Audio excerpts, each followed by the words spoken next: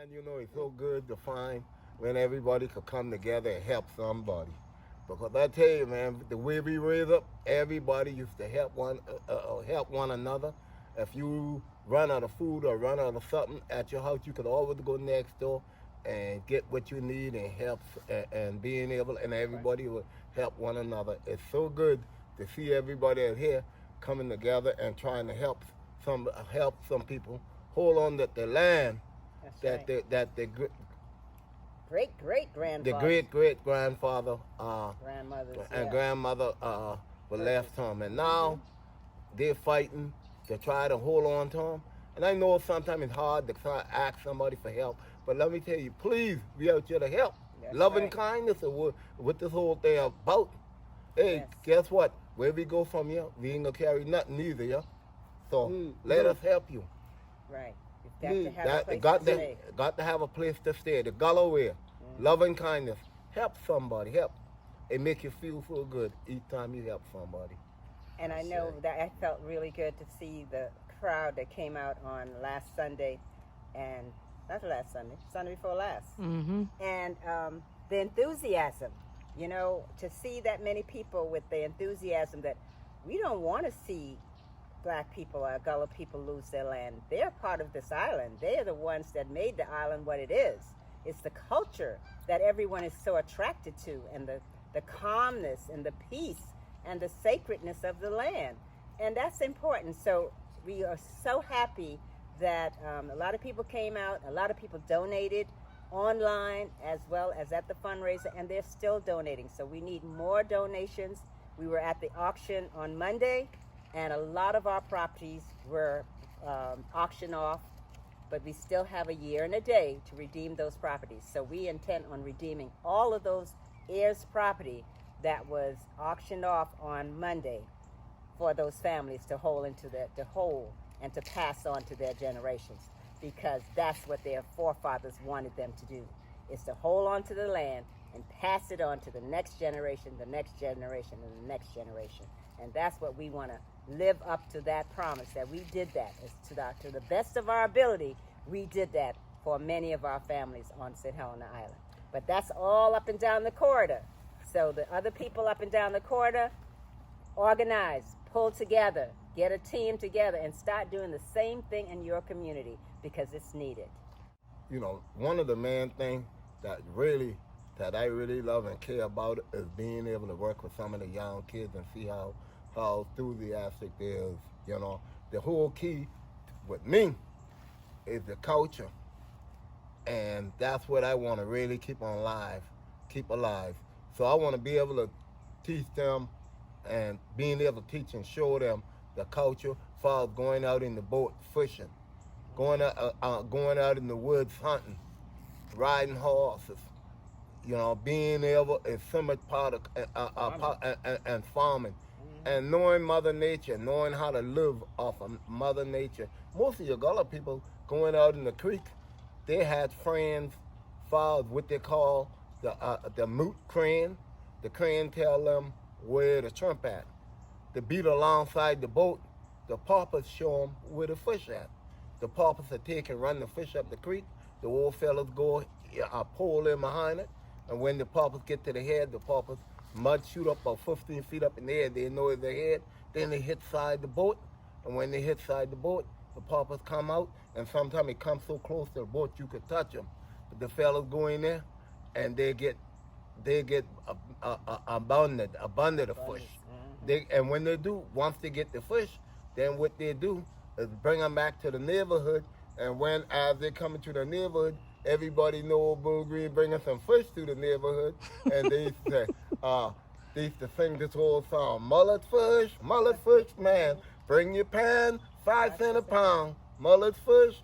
And he had this wagon. People be bringing tubs and all tubs, basins, pots, any kind of stuff. And so the old man come, this fella got high like a number 2 tub, look like this, to put a handful of fish. What wrong? You think I could give you all of my fish? You bring a tub, I tell you bring a pan. So it was so much, but everybody helped one another. And I remember when mulletfish was the soul of the to the line. you might eat a piece of meat every now and then. I didn't know what beef been all about. You get a piece of chicken on a Sunday. Most time they ever would cook them on Sunday. Then if the preacher get there first, you ain't gonna get nothing at the back or the neck. See? But the thing about it is, I've been almost a growing fella before I found out chicken had a leg.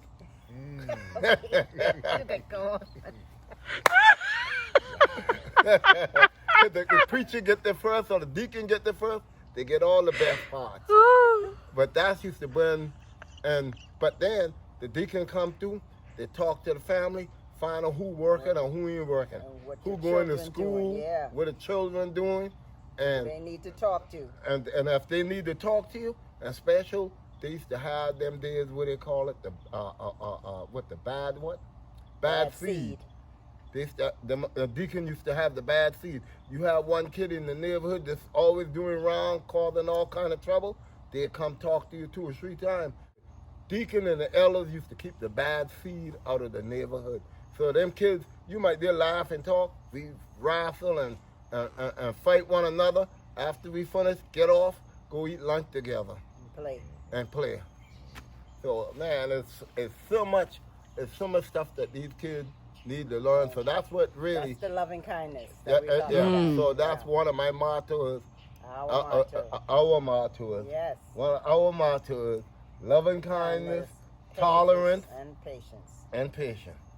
And when you connect to them 3, see, peace and wisdom come right behind them every time. Yes. But if you could get them to do that, and that tolerance, when they learn to understand tolerance, it's just like understanding flaws. You know how to seek through all of it before you touch. So we thank you from the bottom of our hearts, but the fight has just begun. We end this for the long haul. Policy changes, we got to get everybody involved, because no more Gullah people land should be lost from any island up and down the coastal, South Carolina, Georgia, Florida, and North Carolina, because those are sacred land and must be preserved and saved. Yes, and I'd like to add something. I studied the Gullah people. I did research, but that's theory. You read about it, but I'm here experiencing it, and I'm experiencing the fullness of it. And the Gullah people is our closest connection to Africa. They have maintained the traditions, and you've just heard this. And for me, my wife Robin, and Black Dot Cultural Center, we don't have a lot, but we like to donate $300 to the cause today. I'm moved by the hospitality and more important, just the energy that I feel and the warmth that I feel from you guys. And since I've been on this island, I'm enjoying myself. So I just wanted to do that. Well, thank you. Hopefully more people will be inspired. You're right. This is sacred land. Yes. Our ancestors, their blood runs through this land. Right. This is ours.